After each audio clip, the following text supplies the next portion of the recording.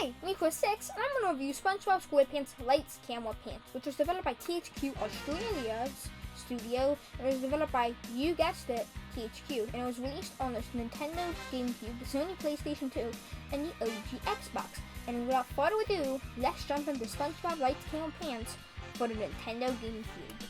This game's plot is that the Merman and Barnacle Boy producers are making a Merman and Barnacle Boy anniversary special, and they try and hire locals like SpongeBob, Patrick, Squidward, and Sandy, and they try to get one to be a hero and one to be a villain, and yeah, that's pretty much it for the plot.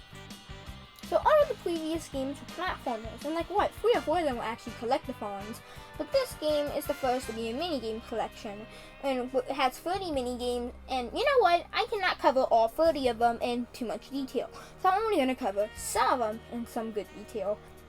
This is the first one I'm going to pick, Birding Cards, or that's just what I like to call it, and it's probably the worst. For first off, the controls are so poorly, where it just feels so stiff at times and so slippery at others, and hell, believe it or not, there's an obstacle called Oil Slide, or whatever it is, and it feels way better when you slide on that, because it manages to mix like the stiffness, and the like slippiness of the two control styles together and actually create something that's pretty fluid. And it also doesn't help that the level is designed like a Mario Kart SNES level, but mixed with like the newer Mario Kart stages designs. And as a result, it just controls really poorly most of the time, while you're playing on a really poorly designed level. And I think we can all agree that just simply sucks as a result. And the next one will be this one, which I dubbed Underpants Inflatable. So this one is really good because it's practically just Flappy Bird, except not as annoying at all. Because for one, it doesn't kill you when you hit the net, which is pretty much like the equivalent of pipes in this game. And also it's just kind of easy but kind of hard at the same time. However, it has one big problem in sound design, where you will hear the same farting noise all over again, or that's what it sounds like to me. I'm not sure what noise, but it sounds like a fart noise. It's annoying. And you'll just hear it over and over and over again when you jump, to the point where I actually will just disconnect my eardrums from my brain and make me go deaf. However, it's still pretty good. And the next one is what I'm going to call Goose Squirters. And that is a great fucking name I just came up with. But like me and 3 other people have to stay on the target while we are on like SpongeBob like spikes. We have to shoot each other off the platform using goo. And there's also these bouncing tires which you can bounce off of. And yeah, no, it's really annoying, but at the same time the best one so far, purely due to how stupid and fun it is. Next minigame is pretty much this one, which are called color weights, where you have to get like 2 players have to get 2 colors and put them on their sides of the weights on either Larry or this unnamed whale that actually appears quite a bit in the original like first 3 seasons of the cartoons. And basically, when you put all 3 weights on of the proper colors, because there's a little color meter tag thing on a jig up here, you have to pretty much like balance it out by there's this little like weird like side to side going boy thing. And you have to hit the green part of it and not the red parts, otherwise you'll just fall over and haha, fuck you, it's sexy sucks, do it all over again. Now the next mini game is called Flipping Out, and I actually managed to find the title for this one. Its greater goal is to flip as many Krabby Patties to your teammate as possible, and they have to flip them back, and the team with the highest score wins. That's literally all I can say about that mini game.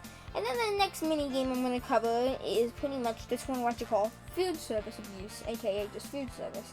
And it's basically where you have to get to the customers, take their orders, you have to go to like the not the cashier, but the cook, and then you have to input certain buttons, and then they have to cook, and then they just get like certain types of foods, either a drink, these like weenie or coral wings, and then a Krabby Patty. And then you just give them the food, give the cashier the food, and then they deliver it. And yeah, it's really hard at first, but at the same time it's really fun when you actually get the hang of it, and it's really good overall, I'd say. The next one is called Bouncers, where you have to bounce blocks to player 1 and then player 2 over and over again until you hit the kitchen of the Krusty Krab. And it's really fun, however not too terribly talk-worthy. And then the next mini game is called Surf Residue, where you have to fish for objects, and that's literally it. And it's pretty alright, but bland as hell. And the last one I'm talking about is like the second best game, right behind Goose Squirters. And it's called Pedal of Honor, where you and 3 other riders ride on SpongeBob and like bikes and try and do as many combos as possible.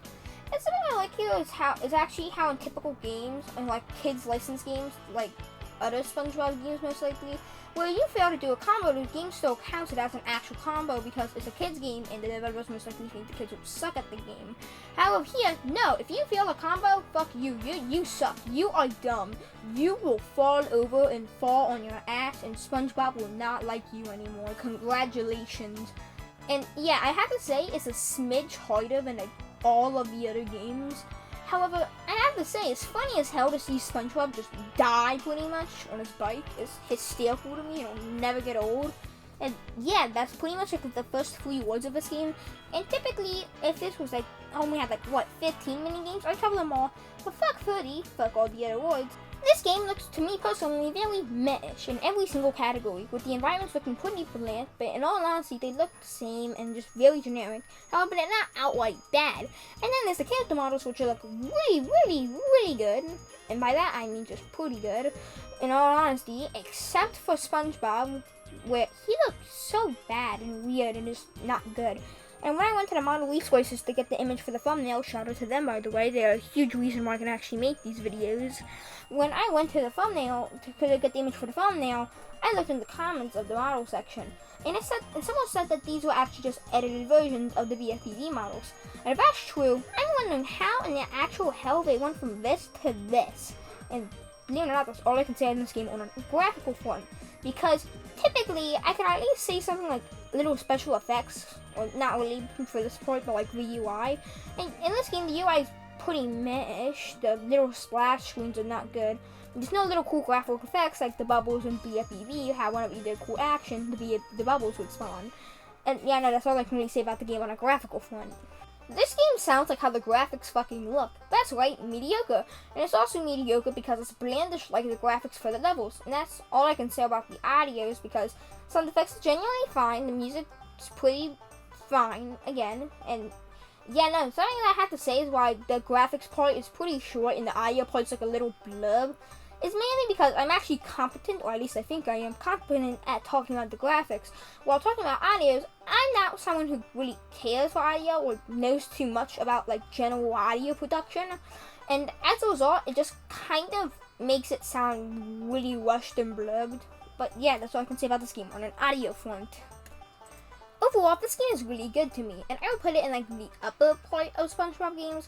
And so far, because it's pretty good, and also it's unique because it's not just another platformer, which isn't a bad thing if it is a platformer or if the games are platformers.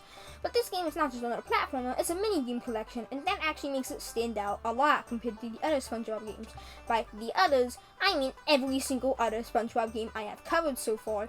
And yeah, overall, I completely recommend this game. I am hoping for a sequel, and until then, but the next review is going to be SpongeBob SquarePants Philo Adventure. But until then, this has been Sonic Fan 201, and now, bye.